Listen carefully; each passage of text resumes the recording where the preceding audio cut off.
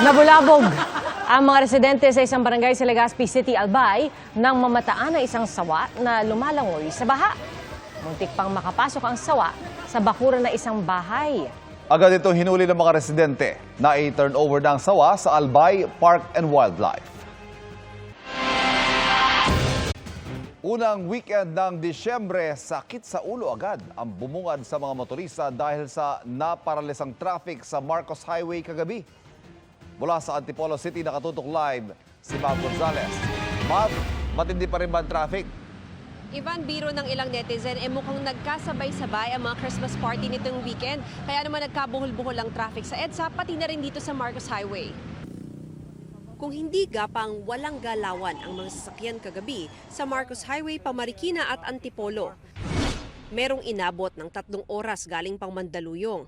Hanggang 5 oras ang kalbaryo ng iba. Muntik na raw silang magpamorningan sa daan. Yan ang aking mga kaibigan.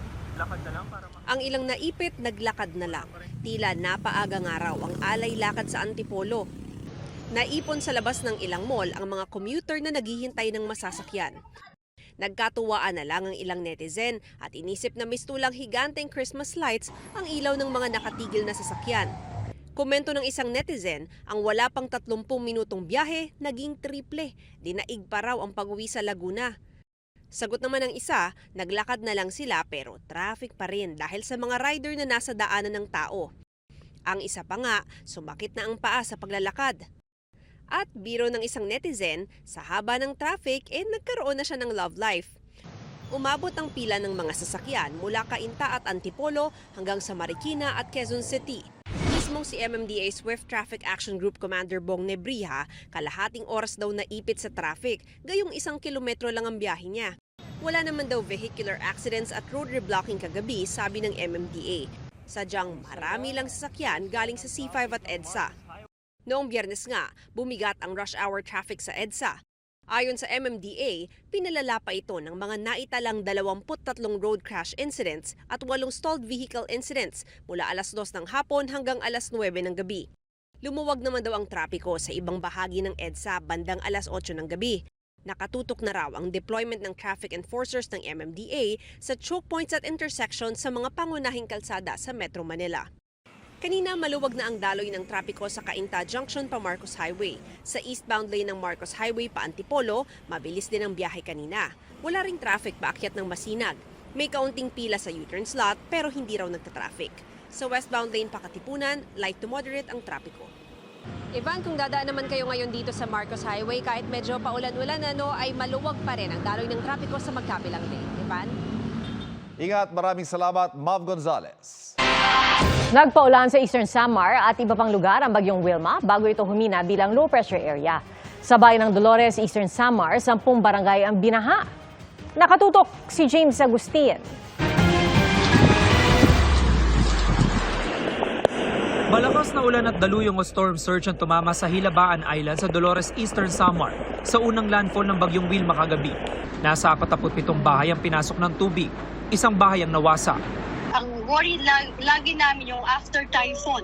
Kasi nga, yun, may mga nasisirang mga bahay, yung mga bangka, at ang pinaka-worst na hindi nakakapalaot yung mga tao. Kanina pinauwi na ang nasa 13 pamilyang lumikas, lalo't maganda ang panahon at mas kalmado na ang dagat. Alas 11 ng umaga na muling payagan ng Coast Guard Station Eastern Samar ang muling pagpalaot ng mga sasakyang pandagat. Kabilang na po yung mga bangka dito sa Barangay Hapitan na ginagamit ng mga residente patungo dun sa Hilabaan Island kung saan unang naglandfall ang bagyo.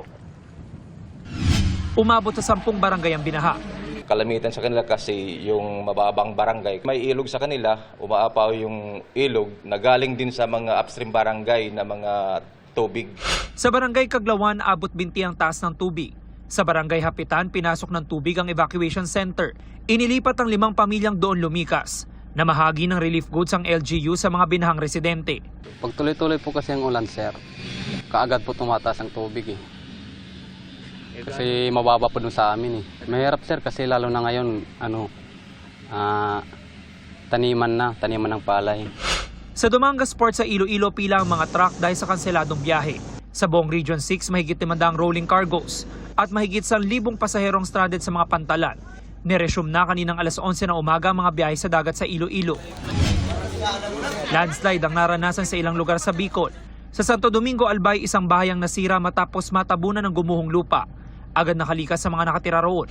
Nag-landslide din sa tabing kalsada sa ilang barangay sa Presentacion, Camarines Sur. Gayon din sa Panganiban, Catanduanes. Bumaha naman sa ilang lugar sa Pitogo, Lopez at Gumaca, Quezon. Pati tulay na nag-uugnay sa Gumaca at Pitogo, tumagilid at nasira ng masamang panahon. Para sa GMA Integrated News, James Agustin, nakatuto, 24 oras. Humina bilang low pressure area o LPA ang dating bagyong Wilma na nasa loob pa rin ng Philippine Area of Responsibility. Ayon sa Pag-asa, halos humalo sa shear line ang LPA na huling namataan sa Balud, Masbate. LPA ang nagpapaulan ngayong araw sa ilang bahagi ng Western Visayas at Mimaropa. Shear line naman ang nakaapekto sa Metro Manila, Calabarzon, Bicol Region, Quirino, Aurora at Isabela.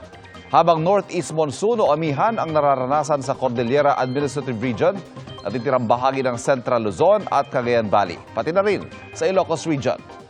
Localized thunderstorms naman ang nagpapaulan sa natitirang bahagi ng Visayas at Mindanao. Samantala, ramdam na nga ang kagat ng lamig ng amihan sa ilang lugar, gaya sa Baguio City na 13.6 degrees Celsius ang pinakamababang temperatura ngayong araw.